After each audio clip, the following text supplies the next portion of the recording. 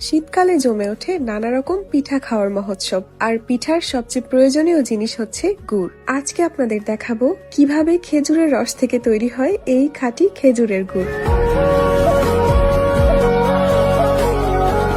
খেজুরের গুড় তৈরির একমাত্র উপাদান হচ্ছে খেজুরের রস। একটি মাটির হাঁড়ি গাছের আগায় বেঁধে রাতে রেখে দেয়া হয় এবং সারা রাত ধরে সেই হাঁড়িতে একটু একটু করে জমে খেজুরের রস। ভোরবেলায় গাছ থেকে হাঁড়িগুলো নামিয়ে নেওয়া হয় এবং সেই তাজা রস ঢালা হয় বড় পাত্রে। এরপর দীর্ঘ সময় ধরে জাল দেয়া হয়। জাল দিতে দিতে রস ঘন হতে শুরু করে এবং রং পরিবর্তন হয়ে প্রথমে বাদামি এবং ধীরে ধীরে গাঢ় লাল রঙে পরিণত হয়। এরপর গরম অবস্থায় এগুলোকে নির্দিষ্ট ছাঁচে ঢালা হয় এবং ধীরে ধীরে এগুলো জমতে শুরু করে। এভাবে প্রায় 20 থেকে 30 মিনিট রাখার পর গুড় জমে শক্ত হয় এবং ছাঁচ থেকে উঠিয়ে নেওয়া হয়। এভাবেই তৈরি হয় খেজুরের খাঁটি গুড়। এই তাজা খেজুরের গুড় এখন একদম রেডি যে কোনো পিঠা তৈরির জন্য।